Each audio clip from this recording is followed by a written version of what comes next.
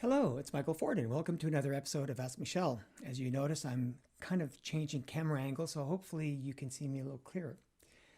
Not that you want to, maybe. I don't know. Um, this morning, I did a consultation with a potential client who asked me for some help in terms of what she can do in order to increase foot traffic to her physical store. And what she wanted was to create a website. She already has one, but she wanted to create a website to help SEO, to help increase exposure in order to attract potential traffic to her site. And she wanted to eventually sell other products like educational products. She wants to disassociate herself from the physical aspect of delivering the services that she does and do more advisory consultative work. And so here's was the issue. She had a website that was primarily focused on booking appointments, and because she is a service-based in a service-based industry that does in the beauty industry, and what she wanted to do is to build a website or a bigger website and to kind of expand and create some SEO and all that good stuff. Now, after I asked her a few questions, she told me that what her goal was to, again, to disassociate herself from the physical aspect of the job and to create more secondary or supplementary revenue streams. Now, I could have sold her an entire SEO package and or helped her to create a bigger, better website with SEO. But after I asked her a few questions, I kind of realized that, first of all, she doesn't have any list whatsoever.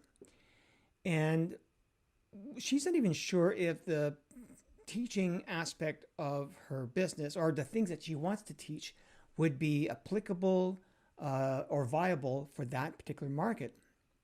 She says she teaches a lot of people, but she does it whenever they're in her chair, so to speak. So she doesn't really sell money exchanged for actual educational stuff. So two things that I told her to do, three things actually. One of the things that she can simply do to start with is, and because this site that she currently has only has booking ability and it's kind of tied with that, it's actually a booking service. Excuse me. So she doesn't have an actual website that sells services, that talks about her, the benefits that she offers, her value proposition, excuse me, and all that stuff. It's more of a booking site, like I said. So what I recommended is that she starts creating a list. It's really the number one thing that everybody should have before they start doing anything. Now, she does have, and I want to back up a little bit. She does have great exposure, great following, a lot of followers on Instagram and Facebook. And being in the beauty industry, those are great channels to attract her type of market. But again, those are people who are interested in her services. It might not be like she wants to teach what she does, but that's kind of a different market. You're appealing to people like you, not people who are going to buy from you. So what I told her to do is to create a simple website with a landing page that offers people to join a list in exchange for tips, articles, information. She could actually talk about what she does and offer tips on how people can do it on themselves, or how people can start the business of what she does, or how people can learn how to do what she does better. I don't know. And the goal of that is to create a list that can help you do many things. One, it creates leads that are really in your market and willing to listen to and hopefully buy from you when you're ready to launch. The second thing is it also can be a form of paid market research. When you're building your list, because I mean, she has a great following on Facebook and Instagram, she can then tell people to go to her website, join this list, and have people who stay on the list are really the people who are interested in the type of information she wants to offer, not just selling services, right? But the form of paid market research is what I mean. What I mean by that is she can easily, first of all, offer information to her list, get a conversation going, engage her audience, and kind of get some feedback about how good our idea is. Is there a market there? Is there a viable market there?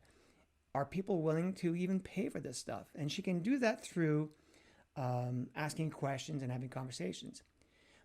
And that's great, and that when everybody should do that. But the problem when you ask questions that people probably will answer what you would want to hear, and it may not be the true answer.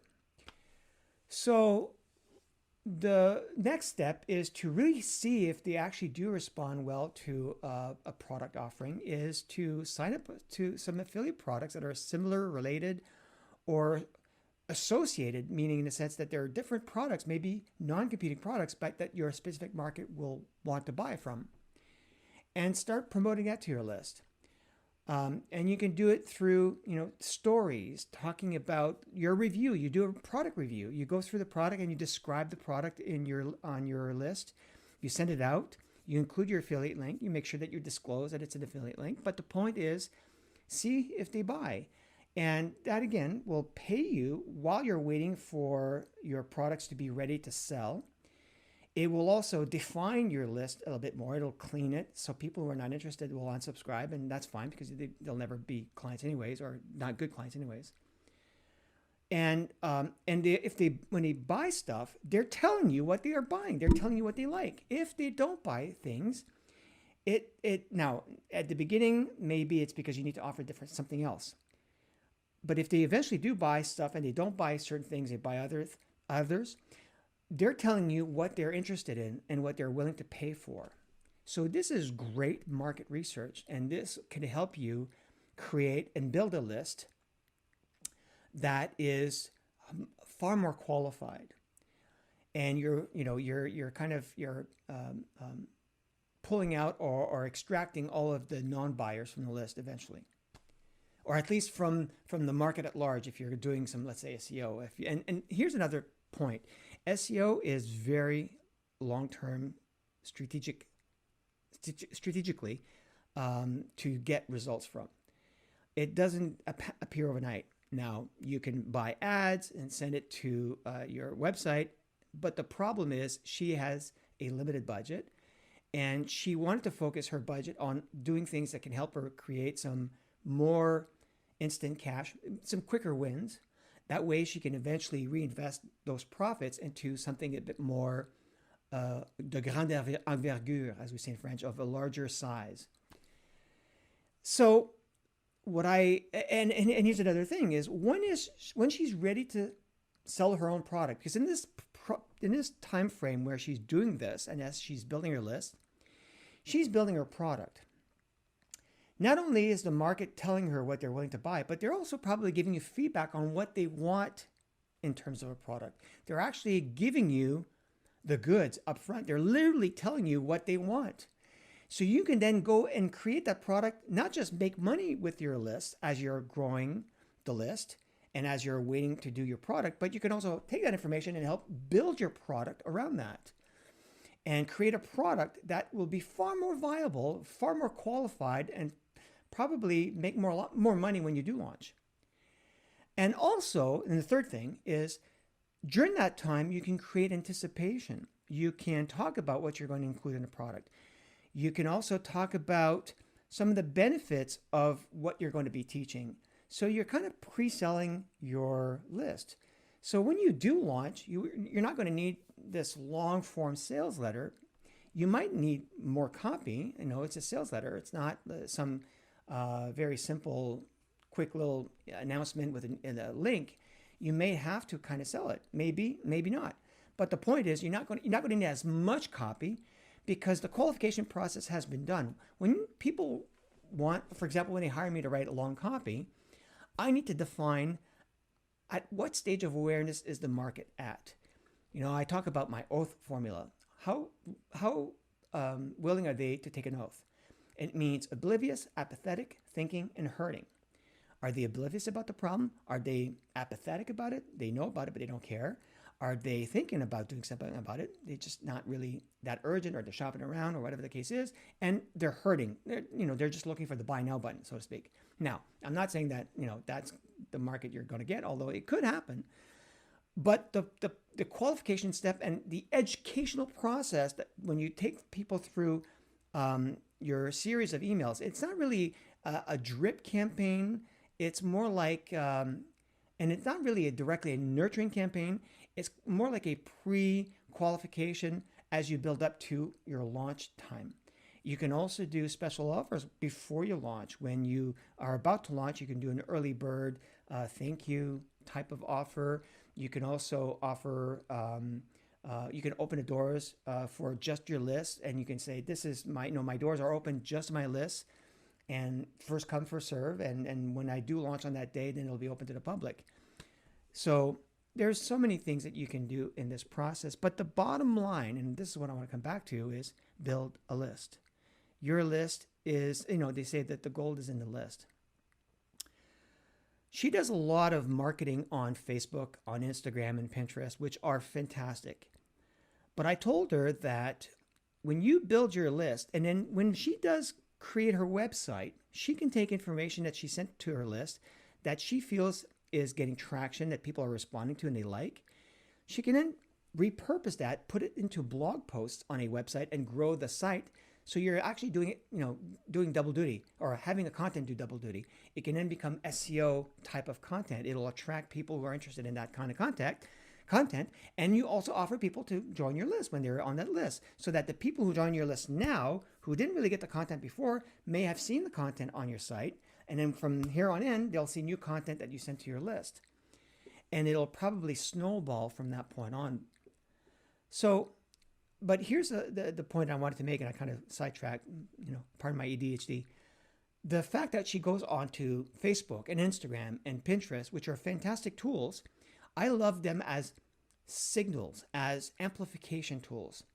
When you have your own content, when you have your list, and then eventually when you have your own blog and you post content to your blog and you get people to sign up to your list through your blog and vice versa, you're building your own property. You're building your own assets, your own real estate, so to speak, your own castle, and you're the king, queen of your own castle.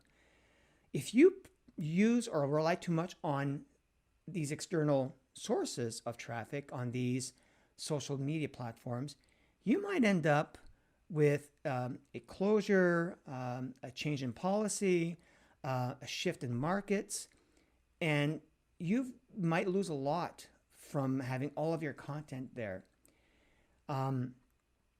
Now, yes, a lot of people say, oh, well, Michel, I can download my content from Facebook and I can keep that and repurpose it in the future if I want to. But what happens if, let's say, Facebook shuts you down without, no rhyme or reason, without giving you an actual explanation, and they prohibit you from accessing your content for whatever reason? It could happen. It has happened.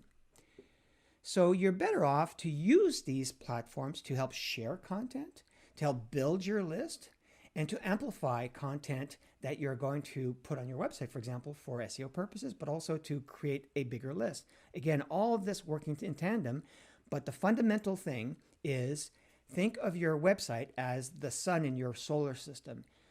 You might have multiple planets, and you might have multiple moons around each planet. You might have different channels, and you might have different ways to amplify your content on these different channels. But the sun is the center of your solar system. That should be your website. And in her case, because of her limitations, I told her, look, you can use a tool like MailChimp, Aweber, Lead Pages. Those tools now offer the ability to create a website or a landing page to help build your list. And you can associate it with your own domain.